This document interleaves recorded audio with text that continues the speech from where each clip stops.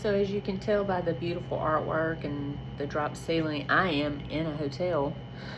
So I'm uh, I'm on a little weekend.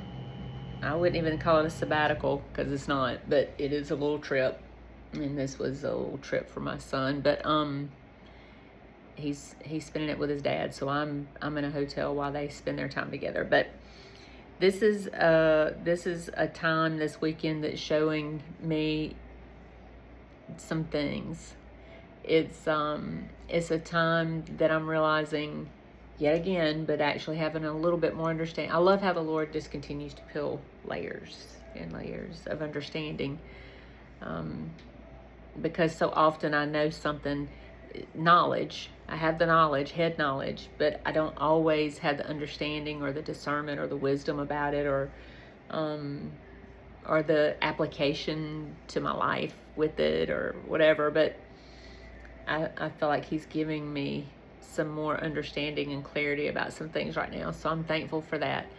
But I just kind of felt like I was going to come on here and just say that if there's anybody else that's going through some things right now, like just going through sheer uncomfortableness, it's there's situations or people or things or whatever that it's not like pain, not anguish, but just uncomfortableness that you just cannot get out of. It's just uncomfortable. And my nature is to usually kind of go, well, I mean, it is what it is. You just deal with it and you move on, kind of thing. But right now, it feels different. Right now, it kind of feels like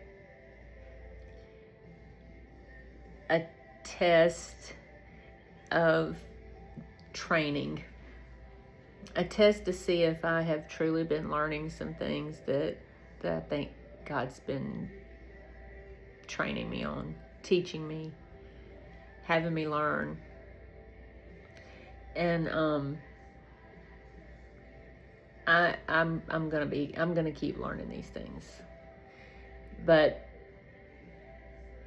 sometimes when you're in the middle of the uncomfortableness, it can feel like it can be draining, and it can make you feel weary, and make you question things. Oftentimes make you question God. Maybe just question your ability. Maybe question your reasoning. Maybe question, I don't know, throws out lots of questions. But for the overthinker, it can really cause a spiral. But right now, this is a different kind of moment of uncomfortableness for me. Right now, it's a moment of, I feel like there's purpose in the uncomfortableness. Like there's a reason for it, and the reason is not going to be wasted. The uncomfortableness is not going to be wasted. There's purpose in it, so that means that there's growth coming from it. Like that's another layer. Not just a layer being peeled off, but it's like whatever's being peeled off, another layer's being built in its place. So it's like I'm not just tearing away, whatever's being torn away is also being rebuilt. So it's like layers pulled away, something new. So that's my tiny visual. You're welcome. But whew.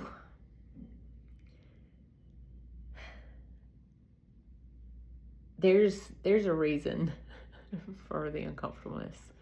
But something that all this has reminded me of is God gives power to the weak and strength to the powerless. And that comes from Isaiah, which is funny because that's a couple of verses before the one that has really been prevalent in my mind about the uncomfortableness. And but the and I'm looking it up because I will murder it even if I try to paraphrase it, but I wanted to read it off to you. So Isaiah 40, verse 31. And it says, "But those who trust in the Lord will find new strength." And as you can hear, I'm using actual paper Bible for this. It says, "They will soar high on wings like eagles. They will run and not grow weary. They will walk and not faint." And I'm like, okay, Lord, if I believe in your word and I believe that it's true, then I have to believe in your promises and that your promises are true. And if I believe in your promises and that your promises are true, then this is going to change and shift as well, right? One of the things that if you're a believer, if you're not a believer, one of the things that as humans we all can agree on is that you can definitely count on change happening in your life. Change is going to come in some way, whether it's good change, bad change, whatever way you perceive it to be. Change is going to happen. Things do not stay the same. They don't. And if you think they do, then wait until you're another year older and see if your body feels the same. Wait another 10 years and see if your thought processes are the same. It's going to change, guarantee you. So as a believer, the change is uncomfortable. As a human, it's uncomfortable, but as a believer, it's uncomfortable. But when we can realize that there's purpose in the uncomfortableness, there's purpose in the change, and that it's not going to be wasted, then there can be a sense of hope. And that's what the difference is that I'm not going to be stuck in this perpetual loop of this same change, because the very nature of change is it changes. Right? So I hope that makes sense. This is my thought process. So yeah, it's going to change, and then the change will change. So it won't always be like this.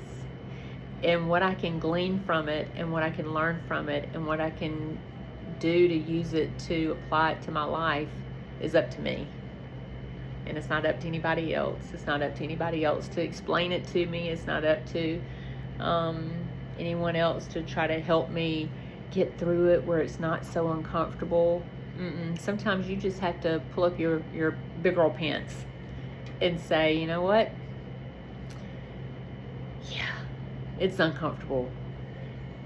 And even though it is what it is, there's purpose in it. So I'm not just going to accept it as it is. I'm going to accept it for what it is and move forward. And moving forward for me means leaning into it and asking God, what are you showing me? And am I learning? Am I being teachable and moldable for what it is that you're showing me? So I hope this hasn't just been a rambling mess, which is very likely, but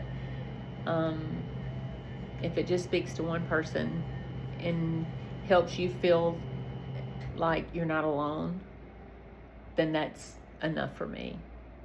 But if it reaches someone that it actually is encouraging for whatever reason, that's even better. So yeah, I'll leave you with a smile, and it's legit. I feel the joy, because happiness is dictated from our happenings, right? Circumstances and situations, but joy can happen in the midst of the uncomfortableness. And so I am starting to feel the joy in the middle of it. So that's the smile. And the joy of the Lord is my strength. So yeah, I'm getting stronger too. So I'll be looking forward to that reprieve, to the reprieval of the uncomfortableness. But until then, I'm just going to keep leaning in and digging deeper and doing the best that I can do in surrendering it all. So, hope you'll join me and abide in that.